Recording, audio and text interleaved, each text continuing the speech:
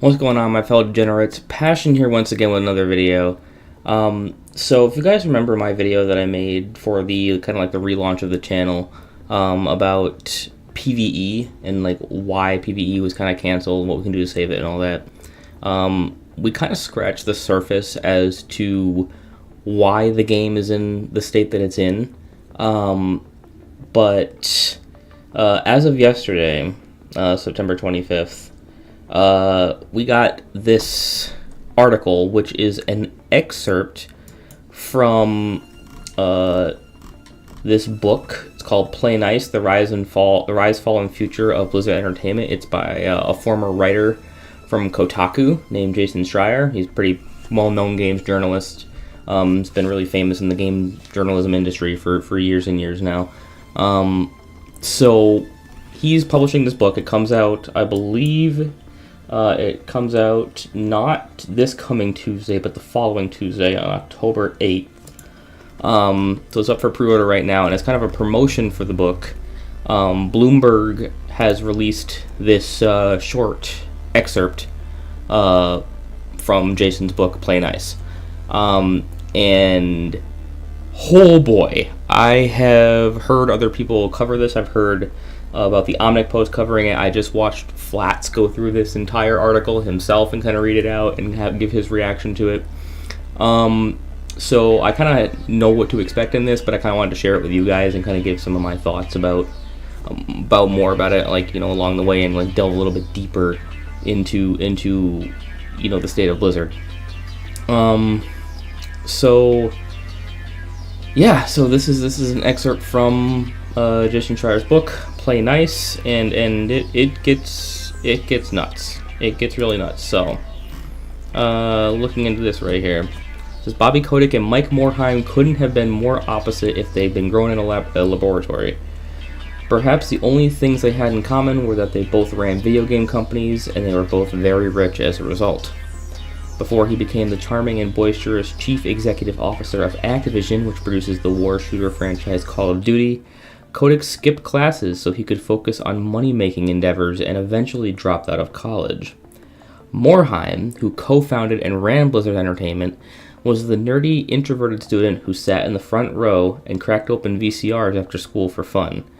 When they were fully grown, Kotick went to celebrity parties in the Hamptons. Meanwhile, Morhaime called up his programmers to ask about changes he'd noticed during late-night sessions playing StarCraft II.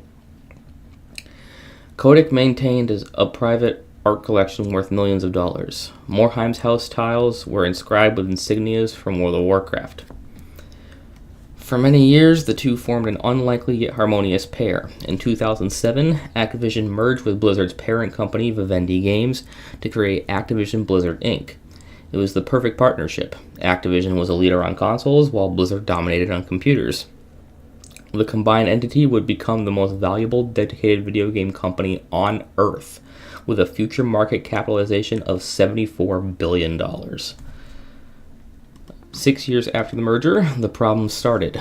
So this is way before, like, the problems at Blizzard started way before Overwatch 2, before even Overwatch. Like, the problems at Blizzard we're starting to see themselves in, and this kind of gets into the real nitty-gritty of it and gives us some, like, really deep kind of, like, insider information on what was going on within the company at this time and how bad things were getting, but we'll get into it. So, in the spring of 2013, Blizzard canceled a buzzy video game project called Titan, a successor to World of Warcraft that attempted to blend a first-person shooter with the calming vibes of The Sims, which, again, didn't know that's kind of what they were going for with Titan. But if you don't know your Overwatch lore, right, Overwatch came from the ashes of Titan. Like, a lot of the Overwatch heroes, like especially the first game's heroes, were kind of salvaged from concepts that they had come up with in Titan, like Reinhardt, Tracer, for example, Genji. Like, kind of all of these heroes were kind of remnants of what used to be Titan, right? So, that was, you know, what happened with Titan. After years of mismanagement, the project was abandoned at a cost to Blizzard of $80 million. According to people familiar with the project who, like many people interviewed for this story, asked not to be identified to speak candidly. The cancellation of Titan eliminated one of the reasons Kotick had wanted to own Blizzard in the first place, with World of Warcraft subscribers dropping by more than half from a high of over 12 million.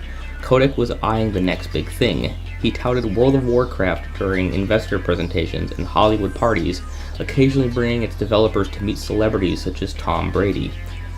These guys made World of Warcraft, he'd say, and now they're making something even bigger. So you can kind of see that it was all the way back when Blizzard was developing Titan that the problems really started to emerge. Like, Bobby Kotick was kind of like parading around, you know, the Titan development team. And I know that Flats mentions in his video, like, well, who are these celebrities, you know, who are these like, people within Blizzard that was like, he was parading around as celebrities and like, and showing off these developers to. Flats has a pretty good point, and I think it was probably Jeff Kaplan. It was because I think Jeff Kaplan was on the World of Warcraft team, got moved over to Titan, and was part of that original Titan team. So I think and I think he was the game director back then when it was still Titan. So yeah, I think it was Jeff Kaplan that like Bobby Kotick was kind of parading around as, you know, this future of gaming, but like kind of like, you know, treating him like a prized cow, which is kind of fucked. Anyways, by this time, Kotick was becoming even more invested in Blizzard. In the summer of 2013, he struck a deal with Vivendi to buy its shares and take Activision Blizzard independent, effectively giving him and his allies control of the company. Kotick and his chief operating officer, Thomas Tipple, began to apply pressure, asking Morhaime and the other Blizzard executives to give a full accounting of how the Titan debacle had happened, say people familiar with the conversations. Whose fault was it? Why did nobody step in? Kotick, Morhaime, and Tipple declined to comment. So like Bobby Kotick basically started, like, once Titan was canceled, wanted someone to blame for it, right? Like he wanted to throw the book at whoever was responsible for Titan failing. This is actually an actual quote. It was just Bobby's continued sense that we were not extracting enough value out of the IP, says Gio Hunt, a former executive at Blizzard.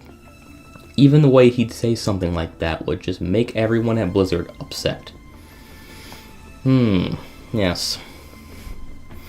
Yeah, you can kind of start to see how the seeds of greed are being planted here, right? So, in the years that followed, Activision would take a larger role in Blizzard's operations, driving out the wrongs of veteran staff as it pushed the game maker to cut costs and release products more quickly. By 2021, Blizzard's once pristine reputation was tattered by mass layoffs, public relations disasters, a botched game release, and a staggering lawsuit from California accusing the parent company of systemic sexual misconduct and discrimination. Sensing an opportunity, and perhaps a discount, Microsoft Corp struck a deal to buy the entity of Activision Blizzard for $69 billion, and Activision Blizzard reached a settlement with California for $54 million without admitting to wrongdoing. Although Kotick stepped down last December, which is something I didn't know, I did not know Bobby Kotick was not still running Activision Blizzard, so thank the fucking Lord. The company is still reckoning with the impact of his reign and his falling out with Morhaime. Many of the details of these disagreements have never been previously reported. It's in some ways a familiar story, the push and pull between businesses and creative interests, and what's lost when one side wins out. The result will have a lasting effect on one of the industry's most cherished studios, and on the world's second most valuable company, which is still trying to figure out where its new acquisition fits in its portfolio of gaming businesses. So basically, I'm going to continue reading this, but basically, the story of kind of why Blizzard kind of fell apart basically falls down to how, while Kotick and Morhaime kind of had similar desires, like, one was driven by profit while the other was driven by creativity, right? So what ended up happening is Morhaime and Kotick would often just butt heads when it came to how Blizzard should be run, right?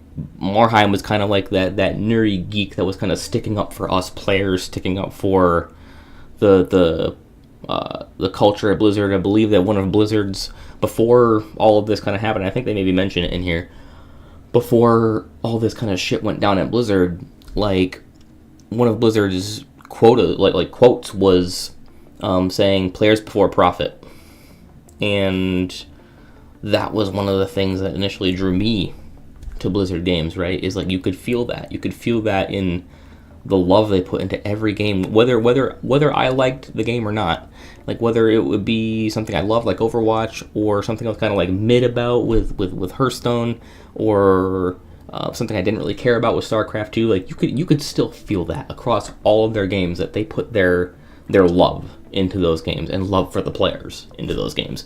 Kotick, however, didn't care about any of that. So basically, Morhaime was constantly kind of fighting Kotick's involvement with Blizzard, and that's kind of what led to getting kind of worn down over the years. But we'll get into that. Continuing on here. Morhaime couldn't have known it at the time, but the sinking of Titan would reshape the company he built and even tear him away from it. So this is gonna go into some like kind of like background on Blizzard and all that, and like what they did. So Morhaime started Blizzard in 1991 with Alan Adham, his classmate at the University of California at Los Angeles. Before long, they turned it into the most beloved game brand in the Western Hemisphere. For the first 2 decades, every title they put out was a hit. Warcraft Orcs and Humans, released in 1994 from Microsoft DOS, asked players to inhabit a Tolkien-inspired world where they'd mine resources and build armies of archers, foot soldiers, and warlocks to destroy their opponent. 2 years later, Blizzard released Diablo, a medieval hack-and-slash action game where the boss was the devil incarnate. 2 years after that, StarCraft took the Warcraft formula and put a sci-fi spin on it, pitting advanced human civilizations against oversized bugs and other alien creatures. A succession of sequels and spin-offs of each franchise followed. The key to Blizzard's success was a philosophy instilled since the early days, like it says right here, to value players above profits, and to give every game as much time as it needed. Which again, like that's kind of like something that, you know, another part of Blizzard's charm was that they like, it's ready when it's ready, you know, and Blizzard soon TM. Like it was a meme, but it was a meme we appreciated because like you knew that if Blizzard says, hey, this isn't ready to come out yet, then you knew it wasn't ready to come out yet, right? And they took as much time as they needed to make sure stuff was perfect, because they really valued the players. Like they really, it did. Like the Blizzard community felt like a family. This is a lesson learned in 1996 when the first Diablo missed Christmas, but still sold 1 million copies, which was a big haul at the time. It'll be ready when it's ready, Blizzard employees like to say. See, like, that's another quote that is kind of famous. In contrast, Kotick believed in games with what he called the potential to be exploited every year across every platform. Jesus Christ, that's a quote. And the floors of his company were littered with the corpses of franchises that had been sucked completely dry. Among them were Guitar Hero, Tony Hawk's Pro Skater, and Skylanders, which paired physical toys with a video game in an especially lucrative combination. He was particularly excited about Titan, which Blizzard promised would be a blockbuster and a worthy successor to the lucrative World of Warcraft. But Titan floundered for 7 years, dealing with technical challenges, shifting art direction, and an unclear vision from a mercurial director with too much on his plate, according to people familiar with development. In 2013, recognizing the lack of progress, Blizzard canceled the project, later calling this decision excruciating. A frustrated Kotick then pushed Morhaime to bolster his C-suite and bring in a chief financial officer with experience at a publicly traded company who could keep costs on track. Keep costs in check. Tipple recommended an old colleague named Armin Zerza, who'd worked with him at Procter & Gamble. See, I didn't know this. I thought that Armin Zerza was from a completely different company, but I didn't realize he worked for Procter & Gamble, which is, if you don't know it, is a huge, massive company. Like, go down any soap aisle in any store in the world, they own pretty much everything on the shelf. Every like, you know, personal hygiene brand that you can think of, they probably own it. So massive mega company. Not only that, like toothpaste, stuff like that, like, yeah, like they're huge. Where they marketed and distributed detergent, shampoos, and diapers. Yep. Over the course of a few hours, Zerza interviewed with several Blizzard's top executives and game team leaders, who convened the following week and agreed, no way. They all had a similar takeaway. Zerza didn't express much interest in gaming or Blizzard's player-first culture. He just kept talking about how to make as much money as possible, according to people who were in the meetings. They described him as a sharp businessman with values that were at odds with Blizzard's. Tipple asked Morhaime to give Zerza another shot, so he came back for another round of interviews. This time, he talked less about profit margins, and Blizzard's executives began to feel like resisting was a losing strategy. Though an Activision Blizzard spokesperson, Zerza declined to comment. Or through an Activision Blizzard spokesperson, Zerza declined to comment. Alright, so Blizzard hired Zerza in 2015 as its first CFO. He said he wanted to build a world-class finance department and began bringing in new employees with Ivy League MBAs and backgrounds at firms like McKinsey & Company, which is what I mentioned in that PvE video. Suddenly, finance people who'd otherwise been relegated to the background were fixtures in strategy meetings, asking why Hearthstone, a Magic the Gathering-esque mobile game, wasn't pushing players to buy card packs more often, and why Overwatch, an online shooting game, wasn't selling maps and heroes to generate extra revenue. Holy shit. Whew. That's, I mean, and this is kind of like one thing that this kind of article like goes into, is that as bad as it seems right now with, like, you know, the $40 mythic weapons and the $20 skins and all that, like, you gotta understand, like, it could have been a lot worse. Like Kotick and Zerza wanted to make it a lot worse. And it was only the people at Blizzard who cared about us, cared about the players, like Mike Morhaime, like you know, all these other, you know, top people at Blizzard, Alan Adham and all that. Because Alan Adham, I know he did come back at some point into the company. Aaron Keller, like all these people. These were the people actually fighting against this for us. Like, we give these guys, we give Blizzard shit so much about, like, you know, how it's, you know, running these games and how like the state of Overwatch is and everything, but like, these guys are on our side. Like, these guys have been fighting for as long as they can and fighting tooth and nail with these with these people, especially now that Kotick's gone, especially Zerza.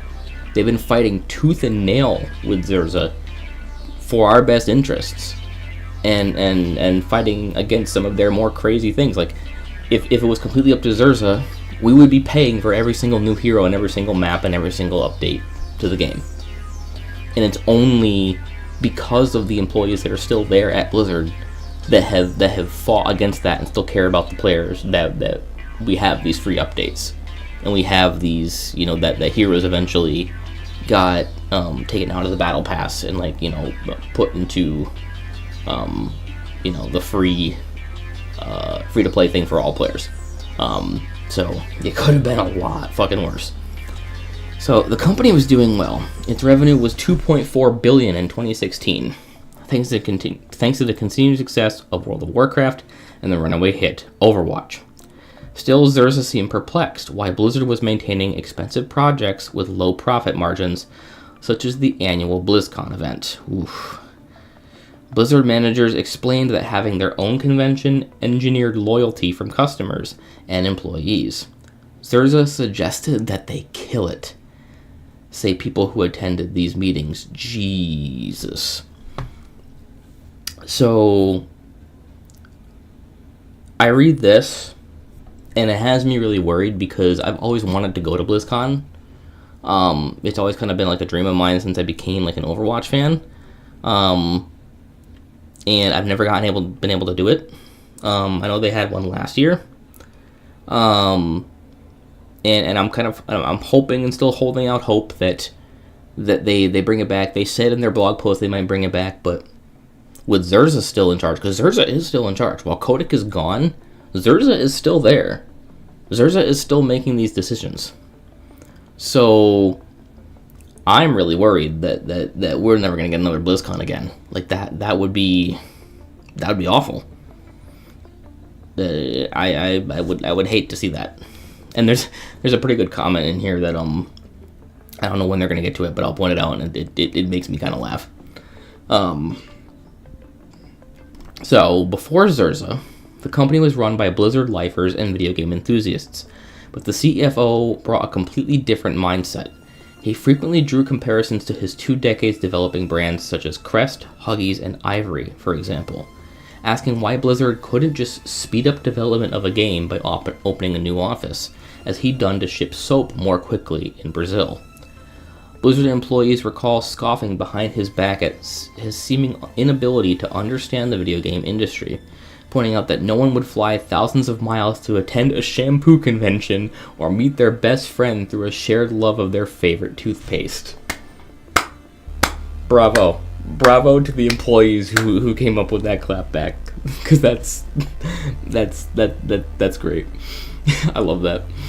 In the coming years, as Zerza gained more power, staff began to see him as an avatar for Kotick, there to serve the CEO's will, a reasonable if not totally accurate characterization. Occasionally, Zerza would disagree with Kotick and push back against budget cuts, according to people who were in meetings with them both. So, I don't even know who's worse at this point, if it was Zerza or Kotick, but considering the fact that Kotick is now gone and Zerza is still there, I'm more inclined to say Zerza. So, Kotick wasn't going to force Blizzard to release games before they were ready, but his message was consistent. Blizzard was letting its players down by not delivering game content more often. To Morheim and his inner circle, these demands were contradictory. Kotick celebrated when Blizzard produced a new hit, but failed to grasp what it took to create one.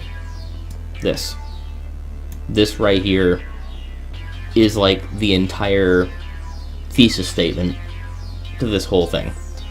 Kotick celebrated when Blizzard produced a new hit, but failed to grasp what it took to create one. This right here, this sentence, is why we have the Overwatch we have today. And why we have all the Blizzard games the way we have them today. This right here. By 2017, Kotick and Tipple were battling with Morheim every day. They asked why Blizzard had so many people in non-development departments, particularly customer service and cinematics, a group that made short films based on the games. The answer? Well, it's obvious to you and me, but players appreciated those things. During planning meetings, Activision executives would point out that they had more than 1,000 people on Call of Duty, while World of Warcraft only had a few hundred. Tipple offered man-month calculations to demonstrate that the only way to release new content more quickly, a goal both companies shared, would be to add hundreds more people to the World of Warcraft team. Morheim, who believed in giving his teams agency to make their own hiring decisions, was resistant. Tipple snarked that Blizzard should change its company value to "every voice within Blizzard matters."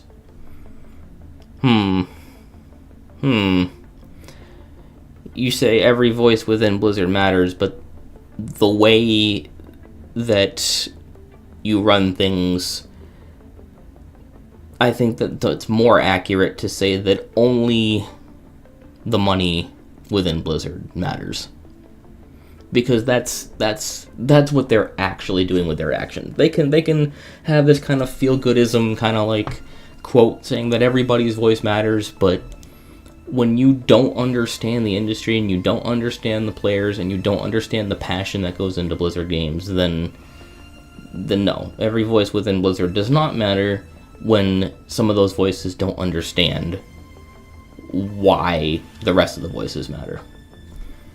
Moving on.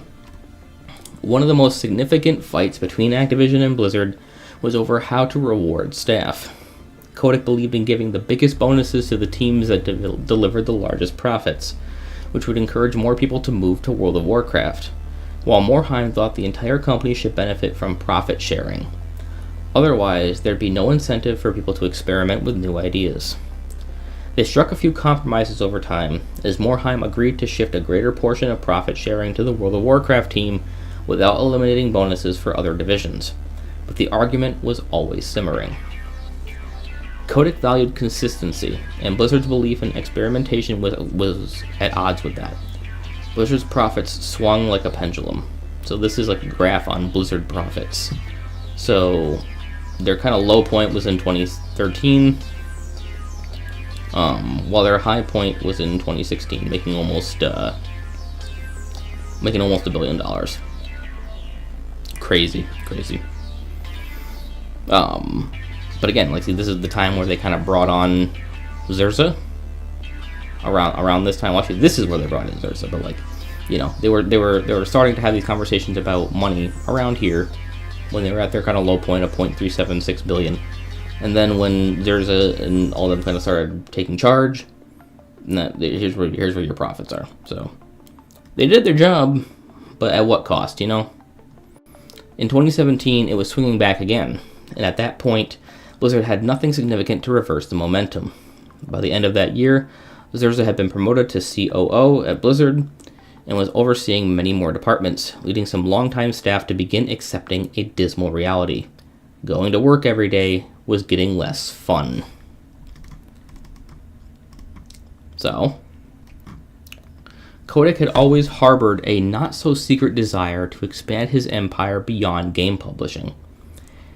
He established an Activision Blizzard film and television studio in 2015, promising a Call of Duty cinematic universe, and hiring Stacey Sher, the producer of Pulp Fiction, and Aaron Brockovich to help run it. Later, during a presentation to investors, he outlined plans for Activision to become more like the Walt Disney Company. He spent $5.9 billion to acquire King, the maker of Candy Crush, and planned to go big on in-game advertising. He brought in former ESPN CEO Steve Bornstein to create an esports division and announced that Activision bought the assets of Major League Gaming Corp., then a leading U.S. esports company, for $46 million to create the ESPN of esports. See, I didn't know, and they're going to go on to talk a little bit about the Overwatch League here, but I didn't know that the Overwatch League kind of had its roots from the ESPN staff, which I did not know. But according from what I heard, this ESPN CEO was also kind of not the greatest when it came to, you know, valuing profits over everything else. So the sudden enthusiasm for competitive gaming was a surprise to Morhaime. In the past, Kotick had protested Blizzard's investments in esports, but Blizzard leadership chose to see the change of heart as an opportunity. A small team of Blizzard employees met with Kotick to formally pitch what they were calling the Overwatch League, an esports circuit modeled on traditional sports leagues. Kotick loved the idea and put money in Activision's marketing muscle behind it, envisioning it as the esports equivalent of the National Football League, according to accompany his ESPN. See? And this is something that Flat says in his video that I like to reiterate, but it's not that Blizzard doesn't have the money to advertise and put out these big advertising budgets and big awareness and everything. They can if they want to. They just choose not to because they're too greedy. They want to keep all the profits to themselves. So, the Overwatch League is a prime example of what happens when you put the full weight of Blizzard's money behind something that they're passionate about. And yes, the Overwatch League did fail, but we're going to get into that right now about why it failed. So this is mind-blowing right here. So Nate Nanzer, who would become the commissioner of the Overwatch League, has suggested charging potential owners $250,000 to establish a team. Kotick said they should aim bigger, $20 million per franchise. Everyone was shocked. 20 million? Most of the world didn't even know what Overwatch was, but Kotick wanted to recruit billionaires who already owned sports teams and didn't want to underprice the opportunity. This is why the Overwatch League failed, is because they could have made it affordable. They could have made it affordable and still made it as big as ever, but nah, let's charge like 10 times. Let's charge like 100 times more than what you're actually suggesting, just because we want the money. You know, like that's why the Overwatch League failed. Over the next year, Activision Blizzard hired executives from the NFL and the NBA to staff its esports division, largely overlooking the expertise within Blizzard's existing esports group. In 2017, Activision absorbed Blizzard's consumer products division, responsible for selling gear and striking deals with outside companies such as LEGO AS. Kotick wanted to make hats, sweatshirts, and mugs based on the Overwatch League. "We were hiring people left and right," says Matt Beecher, who is Blizzard's vice president of consumer products. "It was just wild." The NFL of esports turned out to be more like the XFL. Activision shut down the Overwatch League in 2023, saying it had faced headwinds. But the project, which was built around a Blizzard game but overseen by Activision, was a harbinger of Kotick's new approach. He wanted control. In the spring of 2017, Tipple stepped down as Activision Blizzard's COO. Somehow, things got worse after that. Morhaime and his circle discovered that Tipple had sometimes served as a counterweight to Kotick and had been willing to check some of the CEO's worst impulses. His successor, Cody Johnson, went from being Kotick's cordial and seemingly responsible chief of staff to another potential roadblock. In April 2018, Johnson organized an off-site event for leaders of all three divisions, Activision Publishing, Blizzard, and King. The theme was unification, or 1ABK, as Johnson called it in the meeting. Kotick and Johnson were putting a corporate slogan behind a dynamic that had been apparent to Morhaime for years. Blizzard was losing its independence. Blizzard had already been seeing departures of important staff, including the heads of Hearthstone, and many of the remaining executive producers and directors were expressing frustration with what they saw as Activision's growing interference. After the offsite, Morhaime wrote a lengthy email to Kotick, shared with several other executives, declaring that Blizzard had reached a tipping point. Quote, "I believe that preserving Blizzard's culture and magic is a necessity for preserving Activision Blizzard's advantage of having an organization that can attract and retain the best creative talent in the world and that can consistently produce the highest quality games and experiences," he wrote. "It has been increasingly hard for me to provide Blizzard leadership and staff confidence that Blizzard has a stable future." Jeez. Poor Mike.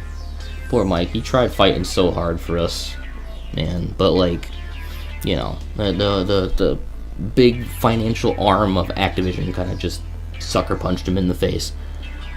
By the summer of 2018, even entry-level Blizzard employees were accepting a reality that had been long shielded from them. Activision people were everywhere. There was a lot of talk of budget concerns and cost-cutting. Marketing, legal, HR, and many other departments got new bosses at a parent company. "It was always very unclear who should be accountable," says Vincent Francoeur, head of Blizzard's web and mobile department. Not everyone objected to all these changes. Some Blizzard employees embraced Activision's focus on business models, especially as Blizzard experimented with free-to-play mobile games and other newer ways to make money. In the past, it had been anathema, I don't know that word, to even bring up finances in a game development meeting at Blizzard. "Getting development teams closer to the economics was healthy," says Tim Morton, the production director for StarCraft 2. I don't agree with that, but okay. Having run a successful company for 2 decades, Morhaime had more business sense than Activision people gave him credit for. He was just as competitive as his colleagues at Activision. One of his hobbies was playing poker at a professional level, and he'd spent years trying to find ways to satisfy Kotick without giving up on what he thought made Blizzard great. He was a profit-motivated guy like everybody else, says Hunt, the former executive who was Morhaim's chief of staff for about 2 years. The difference is, he wasn't a profit-motivated first guy. Very interesting. Very interesting.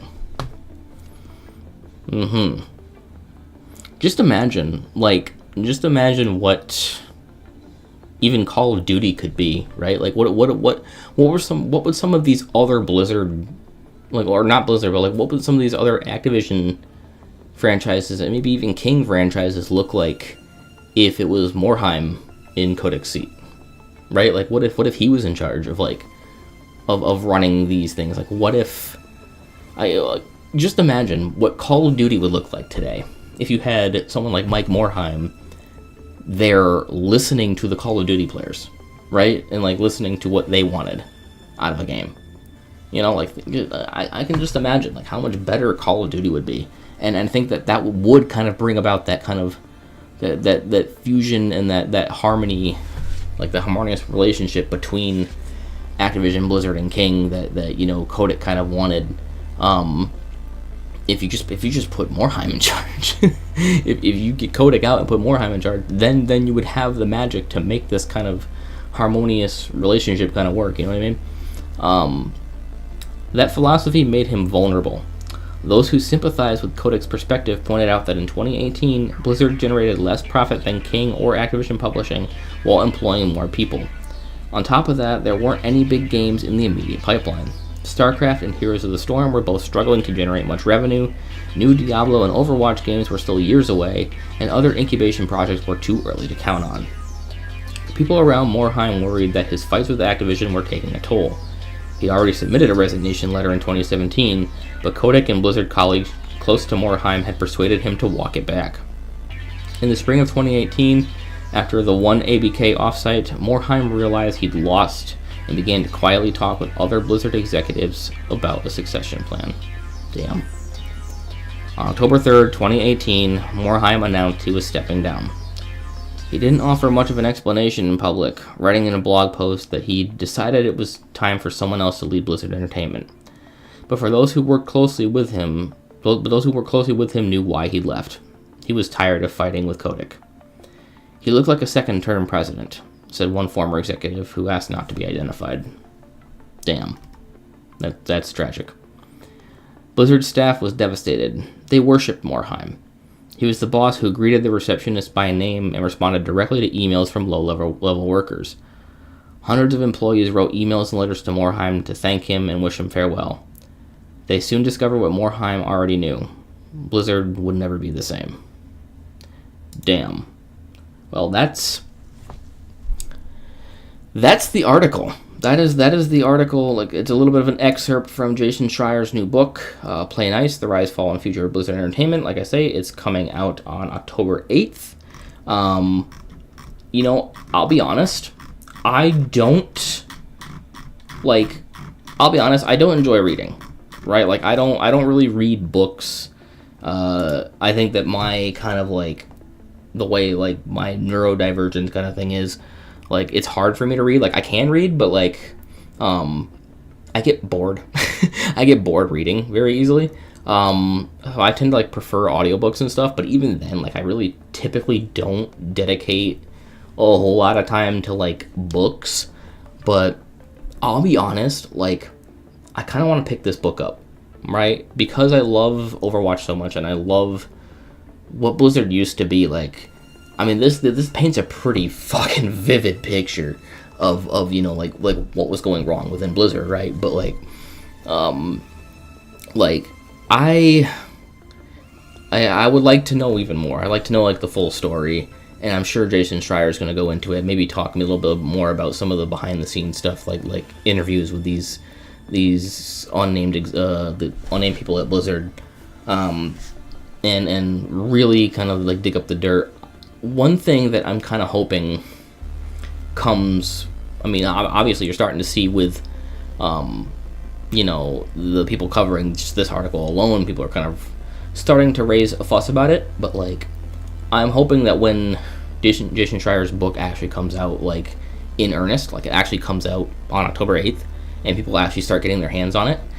I'm hoping that this book will cause enough of an uproar that, you know, Blizzard is kind of forced to respond. Now, if I was kind of like just going off of a pure emotional kind of response to this, I would say, oh, fucking boycott Overwatch, boycott like World of Warcraft, no. Right? Because the way I see this, like, if you try to boycott, you know, Blizzard's games like this, these are not the kind of people who care enough about these games and about these communities to take a step back and be like, oh shit, we're sorry, like, we didn't realize we were fucking you guys over. Like these are not that kind of people, right?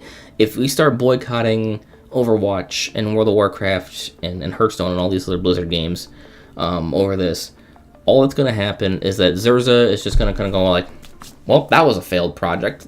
Fuck it, let's just kill this company, right? So they're not going to care, right? So they're going to go off and pursue other endeavors where they can make, you know, millions and billions of dollars. So they don't care what happens to this company. So I don't think a boycott is necessarily the right call. But what probably would be better is just general awareness and general like pressure. Because if there's one thing that that, you know, us gamers are pretty fucking good at, it's public pressure, right? You look at what happened with like Concord and Sony and everything. Like, we told Sony like, hey, this game is ass and we're not going to play it. And it's then since become one of the biggest flops in gaming history, right? And now Sony's like kind of rethinking their entire approach about it because, you know, we gamers kind of like made our voices heard by the fact that, hey, we're not playing this fucking game. So what I think you do is you continue pressuring them, right? Continue shaming them, continue posting on social media, get the word out, and like spread the word that, you know, that this is not the way that you as the gamer, as their consumer, want Blizzard to be run, right? And definitely call for like the resignation of Adam Zerza or Armin Zerza. I believe I got his name wrong in my PvE video. I think I called him Adam Zerza, and his name's actually Armin Zerza, so that's my bad. But hey, like, it's whatever. Like, I don't think he cares too much. And that's another thing too. Like, keep in mind that, you know, it's not the developers, right? It's not Aaron Keller, and it's not Gavin Winter. It's not any of these people at Blizzard that want to be like, ooh, let's release like an 11,000th skin for Kiriko. That's what we really want to do for this game. No, it's not their decision. Okay? These people love the game. They love what they make. And we love it. And they want to make us happy. But it's and I think this kind of like proves it, right? Like, because Morheim was constantly fighting with Kotick to make Blizzard games what we wanted, not what he wanted. And that resistance, while it is kind of dying, like, is still being fought. You take a look at you know, the new Mythic, for example, the new Mythic weapon, prime example of, you know, Blizzard employees kind of fighting for us. Because with the Reinhardt Mythic weapon that came out, that was $40 just to get the base weapon. And then you had to spend an additional 30 prisms on top of that to actually unlock the highest level. But now with the Mythic, you can drop $40 and get the weapon plus all of its levels. So they're kind of fighting back with that, right? And from what I hear, like, some of the new leadership at Blizzard is trying to take on the fight again to kind of push Activision kind of out of Blizzard. And very slowly, we're starting to see these changes kind of come into effect. And over time, like Overwatch, for example, like, has been getting a little bit better and a little bit better with every few months. It's getting there. It's nowhere near where it needs to be, right? But it's they're making some decisions, like, for example, like I say, taking the heroes out of the battle pass, making them free to everyone, right? You think that Armin Zerza made that call? No. If it was his call, he would have you paying for all the new heroes, plus the new maps, plus the new weapons, plus the new skins. Anything that you're willing to drop money on, he wants your money. So this is, like I say, like, it's Blizzard kind of trying to fight back. And there is a little bit of hope on the horizon that you know, maybe over time, like, we can kind of push these people out. I think between us as gamers giving public pressure to, like, Activision specifically, like Activision Blizzard, particularly, like I say, the Activision arm, because I think that's kind of like the big parent company, giving pressure onto Activision, or hell, even Microsoft. Let's go over their head. Let's go to Microsoft. Let's get Phil Spencer to fucking come and talk to them, right? You know, get someone like Phil to kind of, like, you know, set this right, because, you know, they need to realize that that having a profit first approach is killing Blizzard. Yeah, sure, maybe you're making money, but, you know, it's a short-term gain. It's a short-term gain, and over time, people are just gonna get fed up with it and leave. And you know, the profit will follow if you put the gamer first.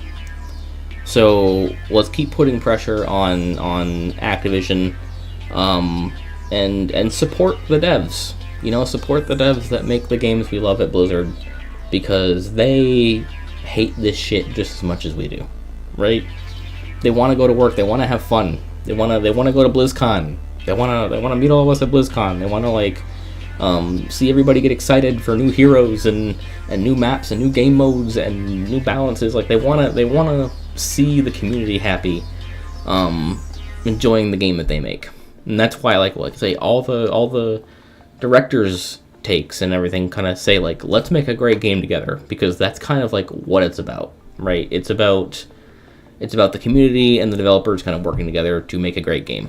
And I don't want to, like, lose sight of the fact that the developers want no part of this corporate greed bullshit, right? Like, they kind of just got roped into it. They have no choice. But yeah, just keep the pressure on. And over time, it's going to take years. It's going to take many years.